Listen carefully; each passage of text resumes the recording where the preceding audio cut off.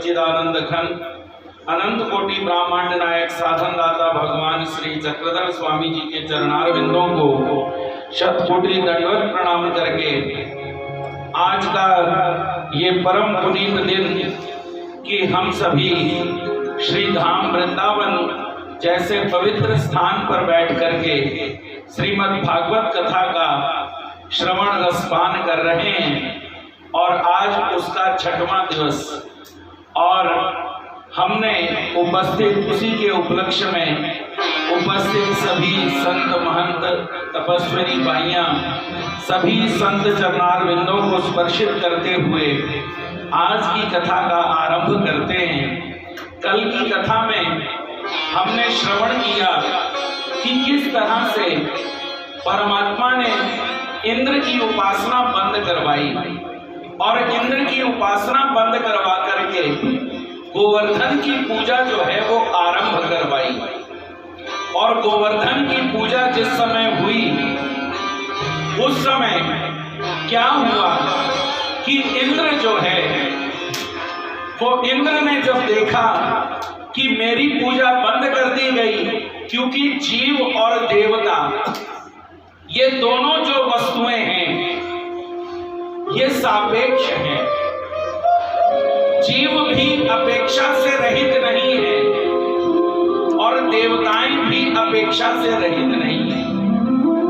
देवताएं भी अपेक्षा करती हैं कि ये जीव मेरे भक्ति में लीन रहे और जीव जो है वो दूसरे जीव पर अपेक्षा करता है कि ये मेरी सहायता करे, ये मेरा संगी बने। लेकिन जो परमात्मा है वो निरपेक्ष है, उसे किसी तरह की अपेक्षा नहीं है, क्योंकि उसके लिए भगवान श्री कृष्ण श्रीमद् भगवद गीता में कहते हैं कि अर्जुन मैं जो हूं, परमात्मा जो है वो सदा सर्वदा निरपेक्ष है। वो जीव के प्रत्येक कर्म का केवल साक्षी मात्र है, लेकिन उसमें किसी तरह की परमात्मा अपेक्षा नहीं करते। लेकिन जब इंद्र ने देखा कि सभी ब्रजवासियों ने हम मेरी पूजा छोड़ दी और गोवर्धन की पूजा करने लगे, तो इंद्र को क्रोध आ गया जी। और उस क्रोध के आवेश में आकर के इंद्र ने वर्षा के जितने भी वरुण देवता को आवाहन किया और कहा कि जितना भी तुम्हारे पास जल है वो सारा ब्रजमंडल जो है वो जल से भर दो और जितने भी ब्रजवासी हैं वो जल में डूब जाएं, उनकी मृत्यु हो जाए। अब जैसे ही इंद्र का ऑर्डर हुआ तो बरसात होने लगी। बरसात इतनी प्रारंभ हुई कि मूसलाधार बरसात शुरू हुई और सभी ब्रजवासी जो हैं वो भगवान श्री कृष्ण के पास जाते हैं और भगवान को प्रार्थना करते हैं कि प्रभु आपने हमें इंद्र की उपासना से रोका और आपने ही हमें मार्ग दिखाया गोवर्धन की उपासना करने का, तो प्रभु अब आप ही हमें इस संकट से दूर कीजिए। भगवान श्री कृष्ण कहते हैं कि घबराने की कोई बात नहीं है। अगर जीव परमात्मा की आज्ञाओं का पालन करता है तो याद रखिए उसे घबराने की आवश्यकता नहीं है। हम घबरा जाते हैं। हम जिस समय परमात्मा की अनन्य भक्ति करने की प्रारंभ करते हैं तो हम अक्सर घबरा जाते हैं कि हमारे कुल देवता हम पुरातन काल से उनको मानते हुए आए, अगर ना मानेंगे तो फिर क्या होगा जी? लेकिन उसका उत्तर यहीं पर है। श्रीमद् भागवत कहता है कि अगर जीव परमात्मा का अनन्य आश्रय ले लेता है तो फिर उसे किसी भी तरह से घबराने की आवश्यकता नहीं है। और भगवान सभी ब्रजवासियों को कहते हैं कि तुम्हें अब घबराने की आवश्यकता नहीं, चलो हम सभी गोवर्धन की तलहटी पर चलते हैं। और गोवर्धन की तलहटी पर जिस समय प्रभु पहुंचे और वहां पर भगवान श्री कृष्ण ने वो जो 7 कोस का गोवर्धन है, 20 किलोमीटर की रेंज में जिसका आवृत है, ऐसा गिरिराज गोवर्धन प्रभु ने अपनी छोटी उंगली पर उठा लिया। बोलिए गिरिराज धरण भगवान की जय। और इस तरह से सभी ब्रजवासी जो हैं वो सभी ब्रजवासी गोवर्धन की तलहटी के नीचे आ गए। 7 दिन और 7 रात तक इंद्र ने बरसात करी, लेकिन एक भी ब्रजवासी का बाल बांका नहीं हो सका। एक भी ब्रजवासी जल से नहीं भीगा, क्योंकि उनकी रक्षा करने वाले स्वयं भगवान हैं। और उधर इंद्र के पास का जल सारा समाप्त हो गया। इंद्र ने सारा जल जो है वो ब्रजमंडल पर बरसाया, लेकिन कुछ भी किसी भी तरह से कुछ भी बाल बांका ना कर सका। और 7वें दिन जिस समय इंद्र ने देखा कि किसी भी तरह से ब्रजवासियों का कोई फर्क नहीं पड़ रहा, तो इंद्र का जो अभिमान था वो अभिमान नष्ट हो गया।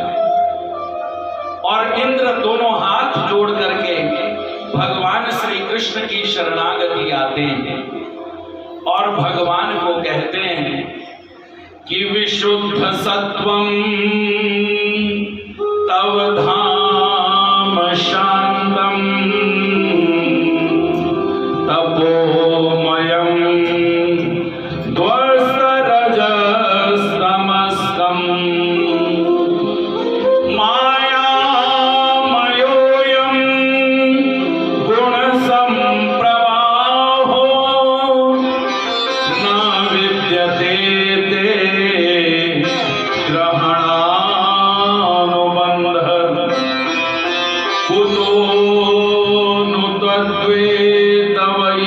शतकृता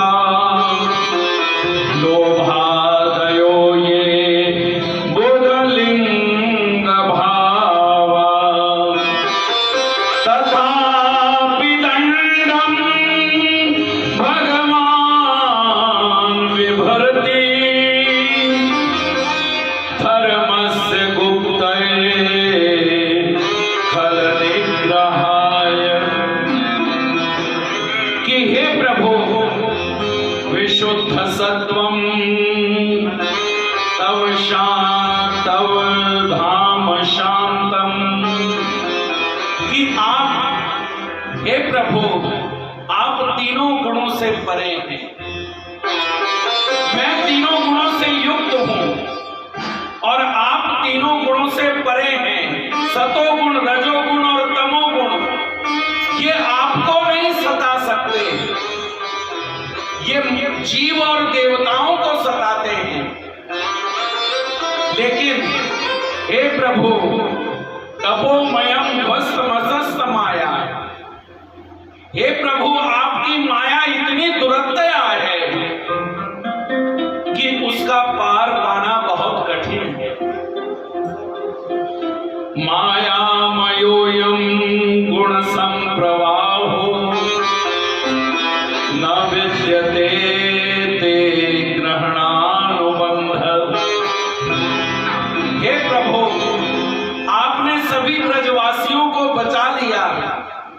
ये सभी ग्रहणानुबंध है। उस ग्रहणानुबंध के कारण आपने सभी ब्रजवासियों को बचा लिया। हे प्रभु, मैं आपकी शरण में। इस तरह से इंद्र ने 15 श्लोकों के माध्यम से भगवान की स्तुति करी और भगवान ने इंद्र को कहा कि जाओ, तुम्हें हमने क्षमा कर दिया। और इंद्र जाते हुए भगवान को गोपाल नाम देकर के जाते हैं कि आप गौओं का पालन करने वाले हैं, आप इंद्रियों का पालन करने वाले हैं, इसलिए आप गोपाल हैं। ये गोपाल नाम जो है ये इंद्र ने भगवान को प्रदान किया, क्योंकि गर्गाचार्य जी ने कहा कि बहुनी संति नामानि, इनके बहुत सारे नाम होंगे।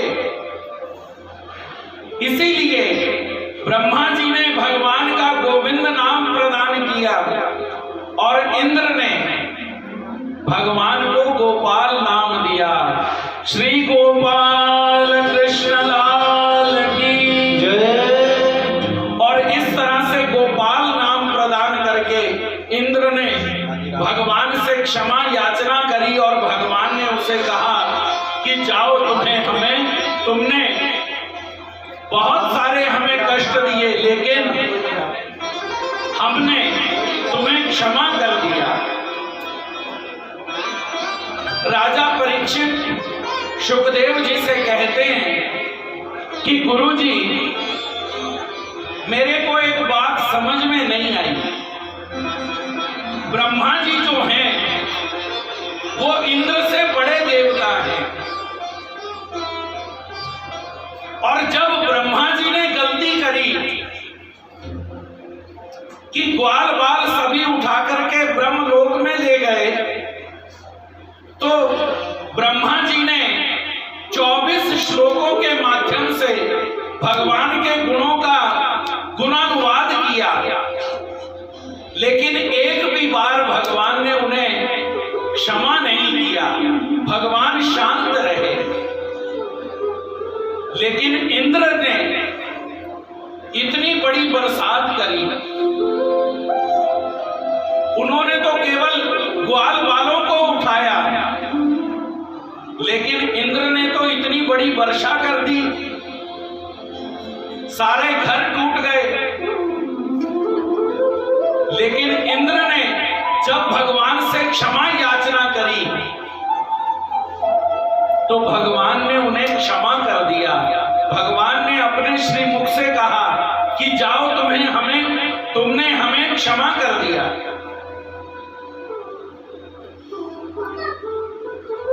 इस चीज के रहस्य को मैं जानना चाहता हूं।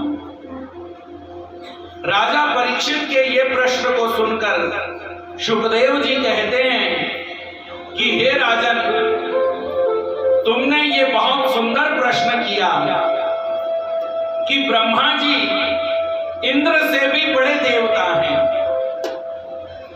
ब्रह्मा जी को भगवान ने क्षमा नहीं किया, लेकिन इंद्र को क्षमा कर दिया। गलती दो तरह की होती है। एक गलती होती है जो क्षमा योग्य होती है, और एक गलती होती है जो क्षमा योग्य नहीं होती। ब्रह्मा जी की जो गलती है वो क्षमा योग्य नहीं है। जो भगवान के पास ग्वाल बाल थे, ब्रह्मा जी ने क्या किया? ब्रह्मा जी ने उन्हें उठा लिया और भगवान से दूर कर दिया। भगवान का जो सानिध्य उन्हें प्राप्त था, भगवान के पास बैठे हुए थे, पास से उठा करके ब्रह्मा जी ले गए। और इंद्र ने क्या किया? इंद्र ने भी गलती करी, लेकिन इंद्र की गलती जो है वो क्षमा योग्य है। कि इंद्र ने क्या किया? जितने भी ग्वाल बाल थे वो सभी 7 दिन और 7 रात तक भगवान के नजदीक कर दिए। इसलिए जो भगवान के नजदीक करता है उससे चाहे कोई गलती हो भी जाए तो वो क्षमा योग्य है, लेकिन कभी भी भगवान के चरणों से किसी को दूर नहीं करना चाहिए। हमारा ये प्रयास रहना चाहिए कि हम किसी ना किसी तरीके से परमात्मा के चरणों में लगावें, लेकिन परमात्मा के चरणों से दूर मत कीजिए। अगर आपने परमात्मा के चरणों से दूर कर दिया किसी को तो याद रखिए उसके लिए भगवान सबसे दुश्मनों के भी बड़े दुश्मन बन करके हमारे सामने आएंगे। राजा परीक्षित कहते हैं कि गुरुजी, इस तरह से भगवान ने गोवर्धन उठाया, गिरिराज उठाया, और जब गिरिराज उठाया तो भगवान की ख्याति बढ़ गई। अब तो ऐश्वर्य प्रकट हो गया कि 7 दिन 7 अहोरात्र भगवान श्री कृष्ण ने अपनी छोटी उंगली पर इतना बड़ा पर्वत उठा लिया। ये सारी चर्चा नंद बाबा, उपनंद, सभी ग्वाल जो हैं वो सभी एक दूसरे से करने लगे कि अरे ये जो श्री कृष्ण हैं ये साधारण नहीं है, इनका जन्म जो हुआ है वृंदावन में ये किसी कार्य हेतु के लिए हुआ है, और इसलिए हम गंवार लोग इन्हें पहचान नहीं पा रहे कि ये वास्तव में है कौन। लेकिन ये बहुत पहुंचे हुए हैं, बहुत बलवान हैं, बहुत सामर्थ्यवान हैं। ऐसे भगवान के सामर्थ्य की गुणानुवाद गाते हैं। और इधर गोपियां जो हैं उन्होंने कार्तिक मास में 40 दिन का व्रत रखा, देवी कात्यायनी का व्रत रखा, और कात्यायनी का व्रत रख करके मन में ये इच्छा करी कि भगवान श्री कृष्ण जो हैं वो हमें प्राप्त हो जाएं। और देवी ने उन्हें वरदान दे दिया कि ठीक है, जो भी तुम्हारी मनोकामना है वो पूर्ण होगी।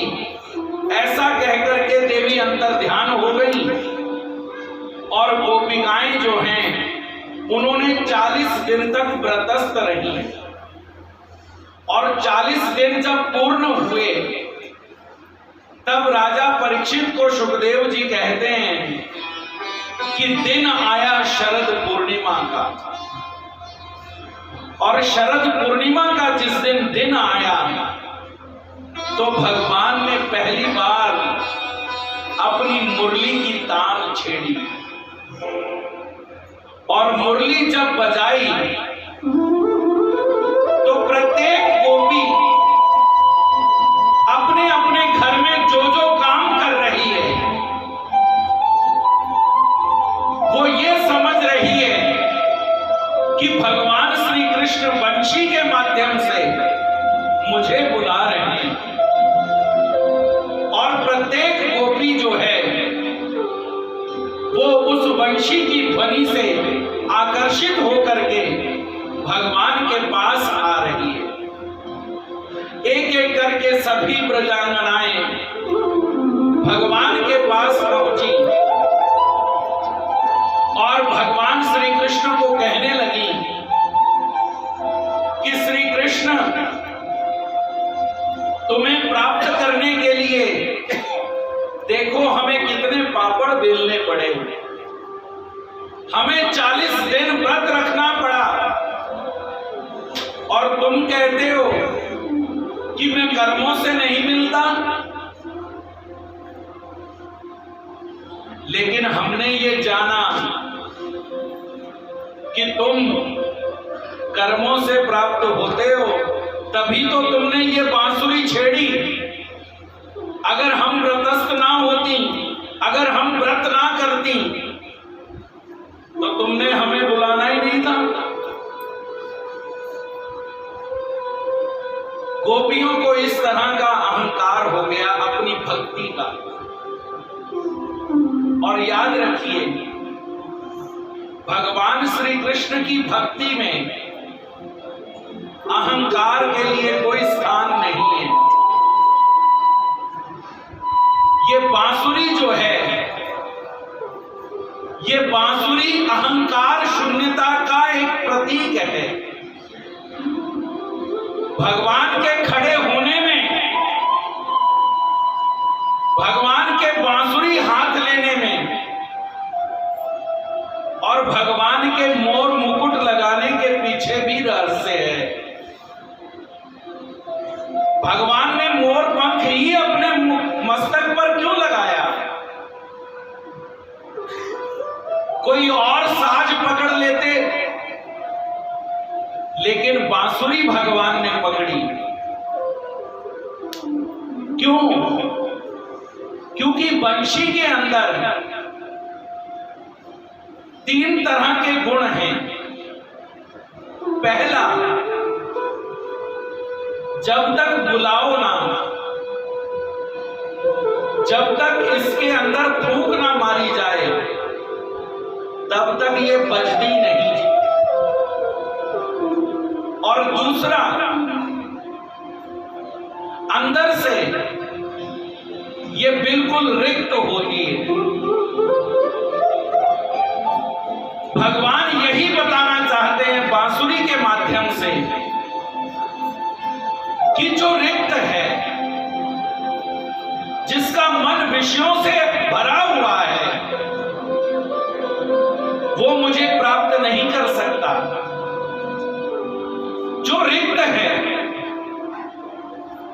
वही मेरे नजदीक आ सकता है। इसीलिए कहा कि बांस कहता